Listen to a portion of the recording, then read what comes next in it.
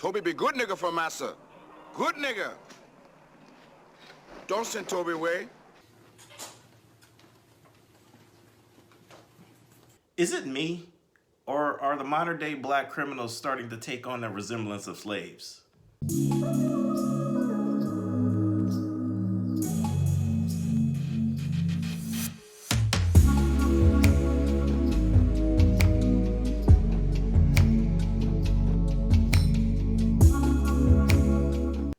What's up, everybody? It's your boy here, Mike for Flew the Coop. Today we're going to look at this video that circulated social media last week regarding these 3 teens in Florida that unfortunately killed another set of teens. We know 2 of the victims were girls, Caucasian females. One victim has been unidentified. We don't know if he's Caucasian or African American, black, whatever. Either way, this is one of the craziest stories I've seen this year.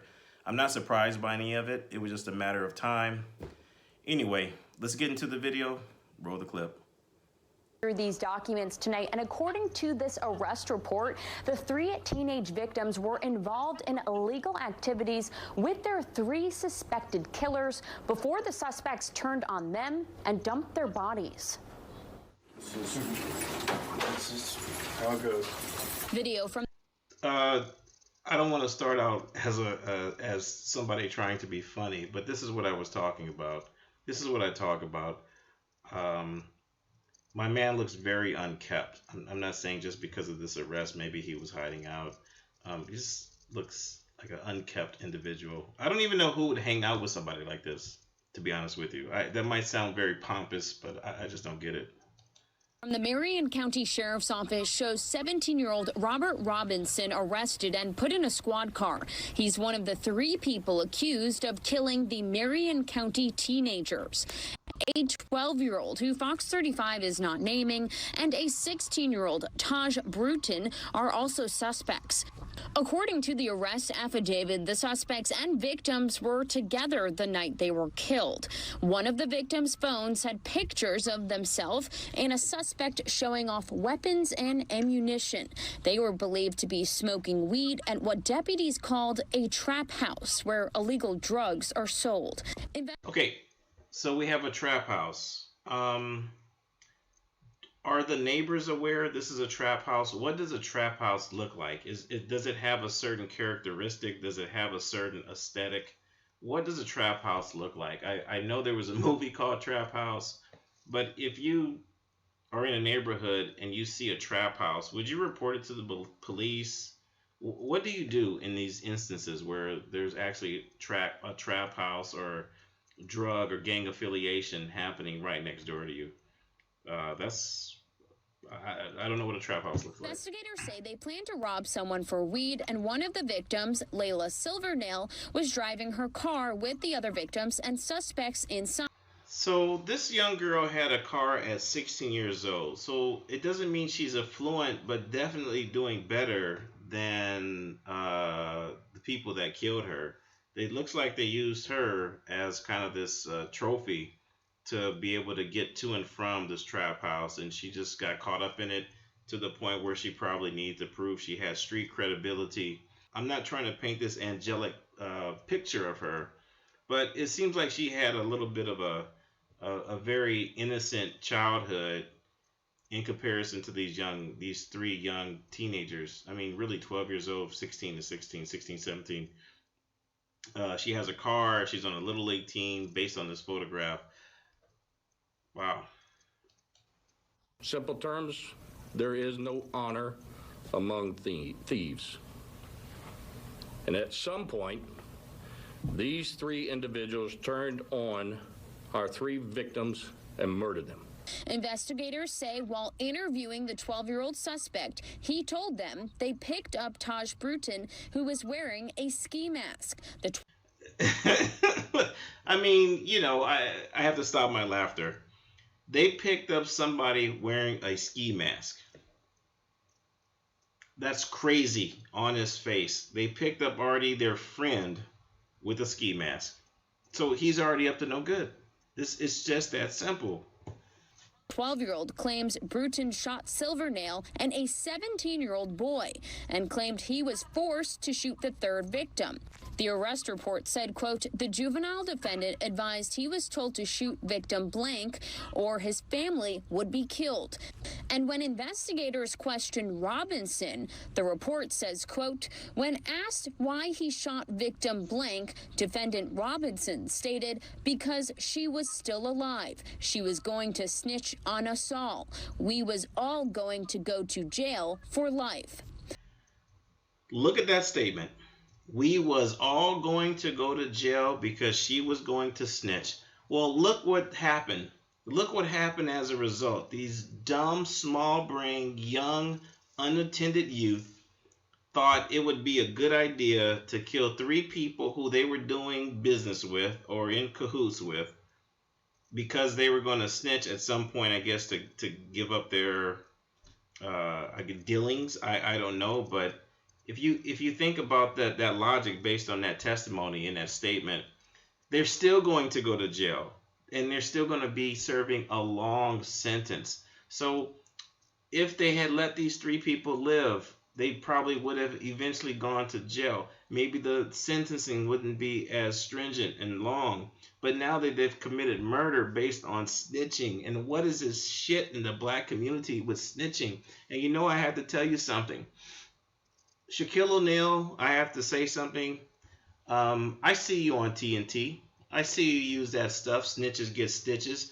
You're part of that. You're worth north of $300-400 million. You're still inserting that street mentality, Shaq. I loved you in LA when you were an LA Laker. But when I see you on TNT, you're part of that subculture.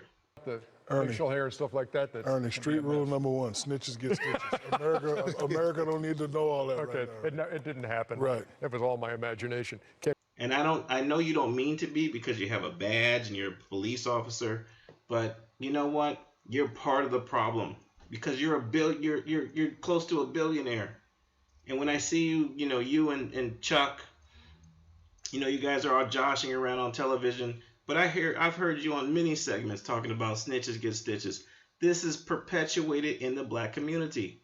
So these 3 young boys might have had some opportunity to get off with a relatively light sentence, maybe 5 years, maybe juvie, maybe 10 years. But now they committed murder.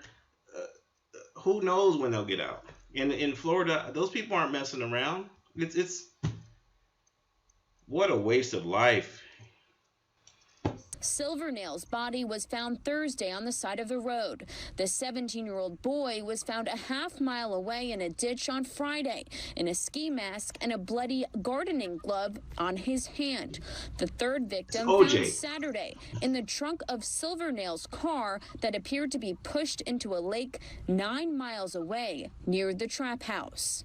They took a life without thought. They deserve the full extent of the law. There is a $10,000 reward for anyone with information that can help Bruton here. So just to let everybody know, which I'm sure you do know at this point, this third suspect has been apprehended. Kudos to the Florida Sheriff and Police Department. Crazy. Crazy, crazy. What a waste of life on so many levels. Whew. Man, oh man, oh man, oh man. What a waste of life. I just want to say, if anybody watches this video that might have any attachment to this family or might know the victim's family, I really would like to send out my sincerest condolences. It's a tragedy. Obviously, it goes without being said. But I have a few questions that come to mind as I was watching this video. I noticed in mainstream America right now, and it's been happening for probably the past decade or so, and it's actually one of the reasons why I became disgusted and probably became more isolated. Somehow in mainstream liberal white America, you people aren't able to identify and differentiate black people from niggas. And what's happening is you're putting us all in this one barrel, this one monolith. And I think right now when we talk about BLM, people needing to be more inclusive, not all of us are walking around with dust and dirt and cotton in our hair. Not everybody has twigs. Not everybody's trying to look like 12 Years a Slave. Not everybody's trying to go back and look like it's 1870 again. You have very progressive mainstream blacks who are doing really well for themselves. But somehow or another, right now, white liberals and white liberal media has basically brainwashed the whole country to believe black people can't get a leg up, we're disenfranchised. And I'm wondering about these parents of these two white girls in particular. Did they know they were running around with Tayshawn and Robin Robinson and, whoever, Tinquavius? Were they trying to be so inclusive almost to a fault, where they were like, oh, we're not going to be judgmental, that's just how they are? You should be able to spot evil when you see it. And this is where I'm wondering, again, when you talk about racial relations, racial tensions, if I were the parents of these girls, I would be screaming all kind of racial epithets to the heavens, basically. And the most disturbing thing to me is that I don't see any Ben Crumps of the world. I don't see any Al Sharptons of the world. I don't see the community organizer, Barack Obama, who was actually doing legislation, who was a council member or in the Senate of Chicago. Where is Oprah Winfrey? She was in Chicago, Harpo Studios. Where are the mainstream black people that actually have huge reach, far reach, that don't say anything about this subculture? I would love to hear from Morgan Freeman to see what he thinks about it. I would love to hear from a Spike Lee. Spike Lee is another race hustler. He'll tell you the whole system's jacked up while he's living in the Upper West Side of Chicago, or I'm sorry, New York. He's at the front seat of New York Knicks games. Look into these tickets. I'm not hating the people for being rich who are black. I'm saying you can't get on air, cry bloody murder when you go on CNN and some of these mainstream liberal networks, MSNBC, cry bloody murder, but then behind the scenes, you have basically, there is no shortage of the carnage I see on social media every day in every city coast to coast, east, west, north, south, and everything in between. There is so much carnage going on in the black community that something has to be said about it. We have to call it for what it is. I love what Scott Adams did, the guy from Dilbert. You have to call it what it is. Somehow we can't keep pacifying bad behavior and where you have a George Floyd Square pacifying black people. The system's rigged against you. What has caused these young black teens to commit the types of crimes they are committing? It's black subculture. Call it out. Talk about the elephant in the room. We're tired of sugarcoating it. And, I don't know what can be done of it right now, because I seem like we're just head in the sand. We bored down to the core of the earth. Black people are so lost and so disenfranchised right now. And it's not that I'm even concerned about it, because I know I can't do anything about it. But I'm only concerned to the point where our numbers as a population are so low.